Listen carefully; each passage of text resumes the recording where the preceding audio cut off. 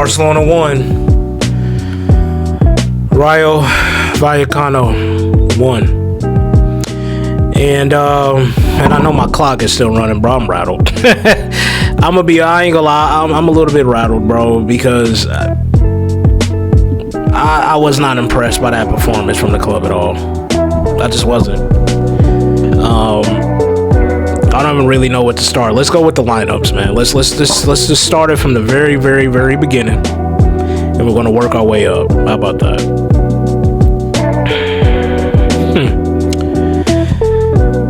So, with the lineup that Hansi Flick decides to go with, which was surprising to say the least, he goes with John Garcia at goal, which we expected. The fullbacks, to an extent, you can say you expected. Koundé gets his first start at right back.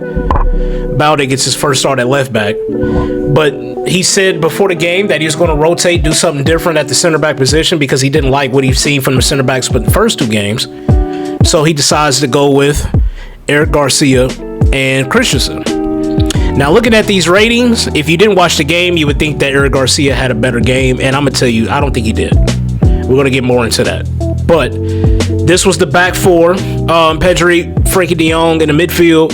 Lamine Yamal, Dani Olmo, Rafinha, and Ferran Torres makes out the rest of the 11. So yeah, after seeing the lineup, I was kind of surprised to see what Eric Garcia and Christensen. I didn't know if they had enough pace to really keep up with what they was going to throw at us. But looking at the match, Rayo really didn't have any super pacey players. So to be fair to both, they defended well. I think Christensen, that's harsh, getting him 6-7. That's harsh. It was a few times. He was the last defender back, and he did what he was supposed to do. If anything, Eric Garcia, a few times, defending, to me, he was great. He was really good, I would say that. Defending-wise, he was really good today. Him and Christensen, they held their own defensively. My problem with Eric Garcia today was it was a lot of times, I don't know if he was maybe told to try to play the Kubarsi role and play that dagger pass from out the back, but it was a few times he tried to do that and the ball got intercepted. And when you're misplacing passes as the center back and they win the ball back, that puts you under immediate pressure. And I think it was at least 2 or 3 times in the first half he did that. And it was a couple times in the second half he did that. Like I said, defensively, tracking back, blocking shots, blocking crosses, he did that. He did a really good job today. But passing the ball out the back, he had a few good balls in. See, the issue was, it's not like all his passes were misplaced. He played a couple passes in to Ferran Torres behind the line, a couple passes in to Lamine Yamal. So when it was getting intercepted and he was trying to make that ball, it would come through. But when it didn't, it's getting intercepted by one of their forwards and they're in on goal already. So mixed feelings on Eric Garcia's performance. I really don't know if he was that much better than Christensen. Like I said, Christensen getting a 6.7, I thought that was harsh. But Pedri today, love him dearly. Probably my favorite player on the team. Didn't really see much of him today from Pedri's standards. Now, if any other midfielder did what Pedri did today, they'd be giving him best player in the world shouts. But when you're used to performances from Pedri, I don't know if he was just tired. I don't know really what they did differently to kind of null and void him, but he really didn't seem too involved like how we've seen him earlier in the year. So credit to Rayo. That was good strategy, understanding that if you get Pedri out the game, it's going to be that much harder for them to score, and he was right. They was able to get that. They said Frankie de Jong, he did have a solid game. I don't have any complaints out of Frankie de Jong. Lamine Yamal, I'm going to say this again. He had an 8.7. It was the highest rating in the match. Again, to his standards, wasn't good enough. The penalty that he won in the first half, I'm going to be honest, bro. And I'm a Barcelona fan saying this. That was not a penalty. He extended himself after he kind of lost possession, and by sticking his leg out, there was contact made, but Lamine initiated it. Now, credit to him, after the penalty was called, he went up to the spot, took the penalty well, and scored. Killed a controversy. I'm going to step up myself. I drew the penalty, I'm going to take the penalty, and I'm going to finish the penalty. So, credit to Lamine on that. They saying that they didn't have a chance to go to VAR because the VAR was down in the first half. Now, both managers were aware of this before the match started. And obviously, when a situation came up where it could have been put to use, it wasn't available. And Rayo, understandably so, were very upset. But it's nothing more that either side can do. If the referee called it and VAR is down, the referee called it. So we were a bit fortunate in that situation. But, Lamine, it was okay performance. I was disappointed in Rafinha today.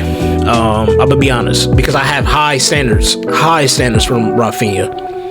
And disappointed with him today. He had a few half opportunities that he created.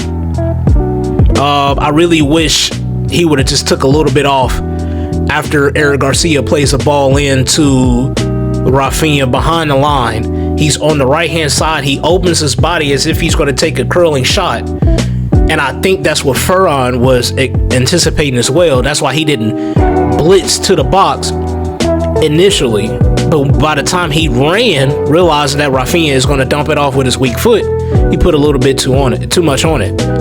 So, like I said, a couple have opportunities, but it just seemed like, along with Pedri, Lamine, and Rafinha, the standards that they've set, none of them were on it, really. But Rafinha was the worst out of the three. I don't know why, but he just was. And it kind of felt like the day Xavi was in manager, because 60th minute came around. We didn't really see too much from Rafinha on that left-hand side. Subbed off. And look, if you're not playing well, I don't care who you are, in Hansi Flick's system, you probably outside of Pedri and Lamine Yamal. But if you're not playing well in this system, you're out. You're subbed out. Dani Olmo. I don't know, man. What I feel about both of Barcelona's attacking 10s right now. They both play better coming off the bench. Not so much Fermin today, and I'm going to get into Fermin Lopez in a minute. But whenever we have a 10 starting, if it's Dani Olmo, at the 60th minute come around, I'm like, get him out of here and let's see who else can get put on at the 10 position, whether it's Rafinha or if it's Fermin Lopez, because I just don't know what it is that they just seem to just play like we got all the time in the world, and they're not really too decisive. And Dani Olmo had 2 golden opportunities today. One that a shot, okay, it bounced up on him a little bit, but bro, you shot the ball like 10 feet over the bar. Didn't even get it on. I mean, it wasn't even close to getting it on target. There was another situation where I believe it was Koundé who plays a low cross in. The goalkeeper gets to it, but it bounces up. Olmo is not around anybody when the ball bounces up to him. He rushes it, shoots it over the bar. There was another opportunity where Ferran Lopez, he lays it off for him. Opportunity is right there. He lays it off for him. After it was a good 1-2 that was played in, he lays it off on a platter for him to at least, again, just get the shot on target. And he couldn't do that. Dani Olmo was poor today. Rafinha was poor today. Dani Olmo was the worst one out of there. That's why him and Rafinha both got subbed off when they got subbed off in the 60th minute.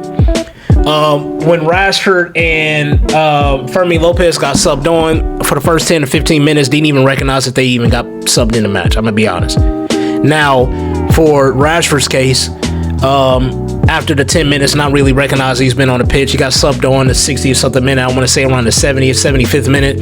He started taking more players on. He was double teamed out left. He created a couple corners, which were able to create some half opportunities from those corners. But you start to see him start to get more into the match. I wish I could say the same for Fermin Lopez. I don't know what's going on with Fermin Lopez with today's performance. I don't. That's not the guy that we saw all of last year. I don't know if it's because his head's been turned because of Chelsea. I don't know if it's just because everybody played bad and he just wasn't going to be able to do enough himself to change this match. I don't know what. But today wasn't good enough for Fermin. And the match that he started, the match before, same situation. Wasn't good enough for Fermin. So, right now, both the teams from Barcelona are not looking good to start the season. I'm just going to be honest with you. Long season ahead of us. So they got plenty of opportunity to try to improve, but from our 10s, what I've seen from us this season, it hasn't been good enough. And if they're going to continue to play like that, then I don't mind. At first, I did mind seeing Rafinha play at the 10, because to me, he doesn't do the things a natural 10 does. He's more of a 10 playing like a second striker than an actual 10 who's playing like a midfielder. But if we're going to continue to get these performances from Fermin Lopez and Dani Olmo, I don't mind next time maybe keeping Rafinha in the game, moving him to the 10, taking out Dani Olmo and putting in Rashford. That's because, like I said, the 10s, they haven't really been doing enough. Dani Olmo could have walked away today as the hero. Last year, if you remember, it was a tight game, just like this one. 1-1 for the majority of the match. And it was in the late 80-something minute. Dani Olmo gets a clinical finish with his left foot, and that was the winner. We saw none of that today from him. And he couldn't even, the shots that he got weren't even close. So the performance just wasn't good enough offensively. When they ended up getting their equalizer, it came off a corner as soon as after he made the subs. I don't know what happened off the corner kick. I mean, look, Rayo had at least 10 corners this game. At least 10 corners, it felt like. And on one of the corners, one of the players was open, back post. Nobody was there. He was wide open. He got a bit lucky because he caught it on the way coming down, and so he didn't put too much on it. He didn't have to. He just had to steer it back. It hits the bar, bounces on the line, but then comes back up, hits the top of the net. It beats John Garcia. It's 1-1. All throughout the match, my man of the match was John Garcia. I see they gave Lamine Yamal the man of the match here, but really it was John Garcia. He had probably 3 clear-cut opportunities where if he didn't come up for us big time, we're losing this match. This is why, for me, he was the man of the match. He saved us. It was a few times Eric Garcia came in, Christensen, we understand with this high line, we're going to give them some opportunities. And they was last-ditch defending, last-ditch blocking, we got that. But there were a few times they still got past that, and it was up to Eric Garcia to make the save. Whether it was offside or not, every time it was one-on-one, and he had to make himself a presence really big, something that we would have seen Ter Stegen. If Ter Stegen was in goal today, we're losing 3-1, 4-1, easily. But John Garcia, credit to him, he prevented us from losing this match today. And at the end of the day, next time we'll get the game winner, but this is why we made the signing of John Garcia. When we're against the ropes, they're creating opportunities, and they're creating some clear opportunities where they probably would be finishing any other day. You need your goalkeeper to bail you out. And John Garcia, credit to him, he definitely did that. But all in all, man, the performances, like I said, we're lucky to get out of there with a draw. The only goal we got, it came from a penalty that wasn't a penalty in my opinion. And I don't know how they only got one goal and it came off a corner, because in open play they had several opportunities to get them a second, a third, or a fourth. But again, credit to my man in the match, John Garcia, for stepping up and at least getting us a point out of 3. If you would have told me in the first 3 matches against good teams, Mallorca, Levante, and now Rayo, three tough places to go and get results, and we got 7 out of 9. Understanding we're going to start getting some home games here soon. I guess I would take it in hindsight. If you would have told me going in, of course we can get 9 out of 9. Why not? We're Barcelona. We should expect getting 9 out of 9. But looking at the games and understanding we got a late winner in one, and we got out of this game lucky we didn't lose. So in hindsight, I'm gonna take the 7 points out of 9. But offensively, we got to be better. You look at that first game where we won 3-0, but the way that we came about, Hansi Flick wasn't impressed. And then we go against Levante, and it takes us going down 2-0 for our offense to kind of wake up. And then you go into this game. So offensively, we're not looking like where we were last year. And look, the standard's been set for what they did last year. You come out of there with a treble. You score the most goals in Europe. Your attacking prowess is unmatched compared to anybody in La Liga. That's for damn sure. So the standard's been set, and if you don't meet that, there's going to be questions asked. I can't really blame the manager today, Hansi Flick. He made some bold decisions making that rotation at the center back positions. He made substitutions when he felt he had to make them. The players on the pitch today, they didn't show up for him. So, disappointing result. It really was, bro. It's a very disappointing result. I wish that, like I said, the club came out of there with all 3 points, but understanding that we probably should have lost, and understanding in the other game, I'm sorry about the loud noise in the background, but understanding that, like I said, we could have lost this game. The game against Levante, we was down 2-0. We came back and got all 3. So in hindsight, man, to get 7 out of 9, I'll take it. I'll take it, man. Like I said, because we were very lucky not to lose today. Poor performances from a couple players I've already pointed out, but we move. It's a long season. We weren't going to win every match, and we got 3 difficult road matches out the way, so anticipate some home matches coming up, and it's going to be at the new camp, thank God. So I can't wait to see what the atmosphere is going to be like in that environment, but we gotta get back into shape. We gotta get back. Hopefully the players come back from the international break healthy. So a lot of our players going to international break, and we know as Barcelona fans, this international break, you got to hold your breath because you never really know what's going to happen with your players' form or his health. So right now, we're going into international break.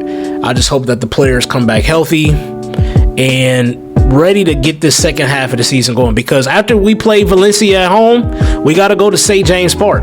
And we're going to be going there without Hansi Flick. He's going to be there present, but he's not going to be on the sideline because he's serving a suspension.